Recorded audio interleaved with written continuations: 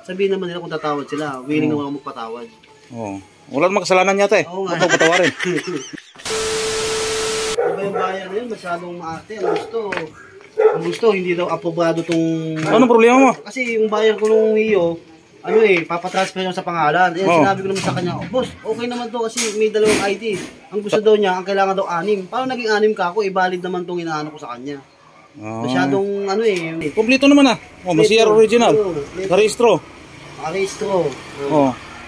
Dito yung ID. Kompleto ID. Oo. Hindi ko nga alam, hindi ko ba alam. Dalawang ID yan, di ba? Oo, dalawa.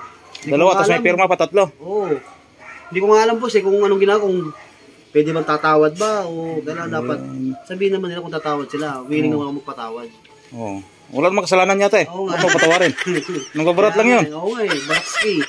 Hayaan mo na yan. Kaya sabi ko, wala naman problema kung hindi nila bibilin, ayos lang. Basta kung gusto nila itong papel ko, hindi lang naman silang bayar ko. Ang problema lang ID. Oo, ID raw. Dalawang ID lang kailangan. Dalawa na nga to eh. Tapos hanapin nila 6. 6 daw gusto. Sabi ng... Kasi papatransfer daw sa pangalan. Sabi daw ng LTO. Oo. Hindi, sila lang may sabi. Hindi naman yung LTO, sila lang daw. Hindi. Dalawa lang kailangan sa LTO pag nag-transfer. Oo nga eh. Tapos may pirma, 3. Eh, kompleto naman, di ba? Oo, kompleto. Oo, ayun o. Neosol. Hayaan mo. Alright. Magkano tawad naman?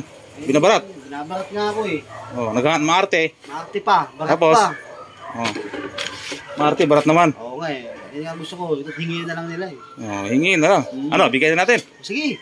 Tatawagan mo? Oo, tawagan mo. Pamimigay ko na lang sa kanila. Okay. Mga Galit ka? Hindi ako galit. Hindi kailangan magalit. Ganun talaga. Oh, sige, yan mo.